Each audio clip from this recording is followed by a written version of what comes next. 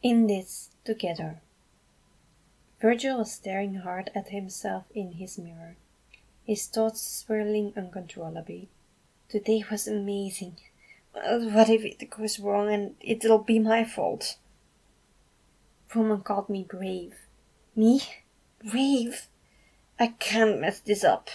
It was disorienting, feeling himself shoot to his highest glee only to fall to his deepest despair on the flip of a dime. His eyeshadow switched between bright purple to deep black every time he blinked. If he's ready, we're ready. But he wasn't. He'll never be ready, but he's willing to try. Was that enough? Would Roman be disappointed to hear that? What is all that turmoil in here? Struggling with the truth, Virgil? Janice's voice purred from behind him. Virgil tensed and his eyeshadow got stuck on black. He threw up his hoodie just in case, though. Roman would want to tell everyone everything with him just as soon as he managed to get a grip on himself. Virgil could hear the barrage of Disney and Broadway love songs through the walls. Shut it, Jay, or I'll close the door on you again, Virgil growled. He'd hated doing it, but it was his compromise for Patton. Roman got to keep his door shut to Janice, and Virgil would allow him to visit again, and relay any messages if needed. He was trying to be civil, but he was nowhere near ready to go back to old times. He might never be. Ever since he moved upstairs, he'd only left his door open to Janice once before, and that had been an accident. He'd been in a good mood on Halloween, and let down his guard just a little too much. Now, Virgil, no need to be so harsh. I just wanted to check in. Thomas has been lying a lot today. Hope you two weren't too hard on him for it. Janice tried to play it off, but Virgil could see he was actually worried. And maybe they were overcompensating a little today. Both were still frustrated with the whole change in the mindscape going over their heads. And if Thomas was accepting the seat as part of him, then Virgil had to be even more on guard for it going too far. None of your business.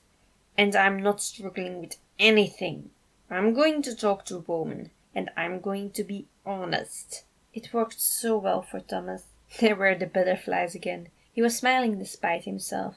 He turned away so Jen wouldn't see. Thomas is fine. Now get lost, he huffed, barely containing his glee as he thought about Nico and how happy he made Thomas. Very well. Good evening, Virgil, Janice bowed before disappearing. Virgil sighed in relief and looked in the mirror again. Yep, still purple. Though there was a slight black undertone. He needed to talk to Roman now, before the prince figured out how torn he was himself. He closed his eyes and appeared in front of Roman's door. He could enter whenever he wanted, but he preferred giving the others the choice not to let him in. He raised his hand and knocked. Whoa? He asked carefully. Virgil heard his dramatic friend stop in the middle of helpless, and a second later he was pulled inside and swept into an improvised waltz as the song continued for another chorus. Oh, Virgil, such a glorious day, Roman gushed, his eyes bright with excitement. It was infectious. Virgil felt giddiness overwhelming him, and he let Roman guide him and laughed as the prince sang at the top of his lungs. And suddenly he felt a pull, one he was getting sort of familiar with, as he and Roman had indulged in this a few times before now. He panicked and both sides fell flat on their behinds. Before Virgil could properly register what had happened, Roman was already in front of him and looking down worriedly. Virgil, what's wrong? You've never pulled away before, he wondered. Virgil hated to see the slight trace of rejection in Roman's features. He knew that he had to explain himself right now. It's not that, Roman. I just came to talk about something. He was sure his eyeshadow was back to black.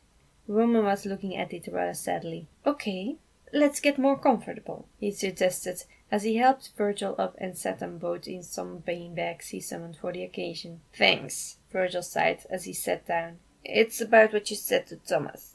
I didn't know what to say then, but I do now. I am not ready. Roman paled and was about to say something, but Virgil shot into a tangent before he could. Because I'll never be. I wasn't ready to try out for the first play. I wasn't ready to post the first video. I was not ready to make the first move, and I won't be ready for a lot of firsts. It's not in my nature to be. I second guess and I worry about the bad stuff that could happen. But I'm willing to take the risks and hope the reward will be worth it. If you will have my back, even if it does go wrong. His voice trailed off at the end. He'd never openly asked for help with something before. He hated admitting to needing it. But here he was, asking Roman to basically hold his hand during the scary bits. Roman blinked a few times, and then that soft smile came back. The one he'd worn when complimenting him and watching Thomas and Nico together. Of course, Virgil. We're in this together, Roman promised as he laid a hand on his shoulder. Virgil relaxed and smiled up at his friend. So, want to tell the others about today with me?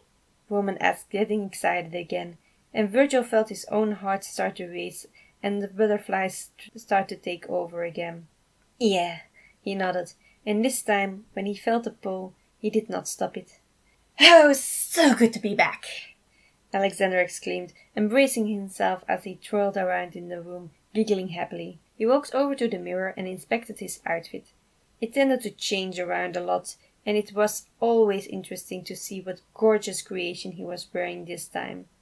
The outfit reminded a lot of the one he'd worn on his first appearance. The comfortable magenta zip-up sweater that looked like a royal vest, and the soft brown pants, the stylish boots reaching to his knees, and the elegant details in the design, though this time those were stitched in a glittering silver, and his eyes were accented with a warm sunset palette. He also got a cape that shimmered in rainbow colors as he moved, shifting hues depending on the light. He looked amazing, and while taking in all details and appreciating being himself for a little while sounded lots of fun, he had to go say hi to his family while he was here. Oh, and fill them in on all the gossip. The gossip being Nico. Wow, talk about a dream guy. Right, focus. Logan, Patton, Janice, Uncle Remus, Remy, you two, get that fabulous behind of yours to the commons or I'll drag you there, he yelled as he hurried towards the commons. No sooner had he arrived or Remus appeared, apparently back from a fight in the imagination. Alex, how is my favorite nephew doing? Remus cheered, ruffling Alexander's hair with his non-bloodied hand. Amazing, as you can see, Alex informed him, twirling around to show off his glittering costume. I do. Could be gayer, though. The Master of Chaos grinned as he waved away most remains of his latest outing. The others might not be aware, but Remus did make an effort to not gross Patton out too much. And with others, Alex mainly meant Patton and Logan. Roman knew exactly how disgusting Remus could get, because they'd shared a room for a while, and recently they started to share a wall with the Dorian. Virgil and Janice had lived with Remus and seen him at his absolute worst several times. Alexander smiled at him appreciatively. Give it a minute, he grinned. Ooh, sounds like you have something interesting on your mind, Remy grinned from the doorway. Alexander looked up and grinned at the sight in charge of Thomas's wrist. And it better be. It's fabulous seeing you, babe, but interrupting my nap comes at a price. Juicy gossip or my never-ending wrath? Before Alexander could respond with more than a chuckle, he was tackled in a hug. Kiddo, you're back! I didn't know you stopped by for a visit. I'll make cookies, hold on. Patton always acted as if Alex was simply busy at college or something, and had any say in when he stopped by. Roman and Virgil didn't exactly plan this. Ever. It was something they did when it felt right for them. Patton, let Alexander breathe, a calm voice instructed, and the grip loosened. Whew, thanks, Logan. He smiled at the studious side. You are welcome. I do share Patton's sentiment, though. It is good to see you again, Logan offered with a kind smile. Alexander smiled back before looking down at the Mindscape's resident dad. Hi, Papa Patton. You doing okay? He asked as he pushed himself out of the embrace. Not that he minded too much, but he had been standing still for too long already. He was about 1 minute away from exploding with excitement. Patton looked him up and down and his eyes sparkled. "Oh, I think you know I'm doing really good today. From the looks of it, you have Virgil's sparkle." He giggles. "I am feeling all over the place, but mostly good feelings. Mind informing us why?" "Oh no, don't wait for me. I didn't want to join in on the conversation anyway," Janice drawled from the door. "Jay, now we're complete!" Alexander exclaimed, clapping his hands in elation. He could see that everyone was happy to see him this excited. "Well, then I might as well spill the tea. It's so hot, fresh from the kettle, and is it good?" "Alexander, the point," Logan reminded him as everyone took a seat, intrigued by Alex's behavior. "Oh, sorry, Logan. Got carried away by my metaphor," Alex laughed awkwardly. Luckily, Logan could always ground him in the present. "Thomas met a cute guy!" he blurted out elated. Patton was squealing. "Oh my goodness! Yes, babe!" Remy exclaimed, clapping his hands once before raising them to the sky as if thanking the heavens for this development. Logan and Janice were much more quiet in their happiness, but exchanged a pleased look. Remus was grinning from ear to ear and whooping as he swung his morning star in celebration. "Thomas is gonna get Uncle Remus!" Alexander scolded playfully. "Oops, alright, I'm not in front of my birth gate," Remus winked. Alexander chuckled and summoned an image of Nico for the others. "This is Nico Flores." And with that he shot off in a long tangent about what had led up to the meeting and everything they'd learned about him. Not exactly in chronological order. "Oh, and get this, Logan! He's a poet!" he exclaimed. Logan perked up in interest at that, his earlier caution making a little more room for hopeful excitement. Alex knew that the others had known on some level what had caused all this excitement. Logan had made Thomas rationalize his expectations earlier, and Patton had almost certainly been the one to wonder if he was ready to just hand himself over to a new guy like this. Janice was the only one who maybe had been kept completely shut off from the conversation Alex was still building up to. Well, and Remy clearly had slept through the whole day. Remy adored drama, but he always missed out. Anyway, so then Virgil was like, "Whatever," and Thomas walked up to him. Remus found the trash can incident insanely hilarious, of course. No one was a fan of the boiled mayo carrots. And everyone groaned a bit at the bathroom guy. Patton felt bad for the man. Logan was just embarrassed, and Janice was glad he'd been able to cover for Thomas. Remy had a grand old time laughing at the antics of Roman and Virgil, and Thomas's subsequent failing at basic human interaction. Once again, they all winced at Janice's completely failed attempt to cover the fact that the moment of gay panic had made them miss most of Nico's question. "That was the worst possible thing you could have suggested," Logan observed. "A complete dumpster fire," Remy nodded with a grin. "Yeah, I have to agree, Dibbledy. Very poor choice of words." "There was panic and confusion. I never said I'm infallible. It's not like I made a whole thing about not expecting perfection from yourself and allowing yourself to have flaws or anything," Janice grumbled, though he knew that fiasco almost cost him something Thomas wanted. A win he needed. Alexander picked up his story again, hoping to lift the mood. "So then Roman was all sad and resigned, and Virgil was like, 'Wait, that's my thing.' So he did Roman's thing and took a leap of faith and pushed Thomas towards Nico."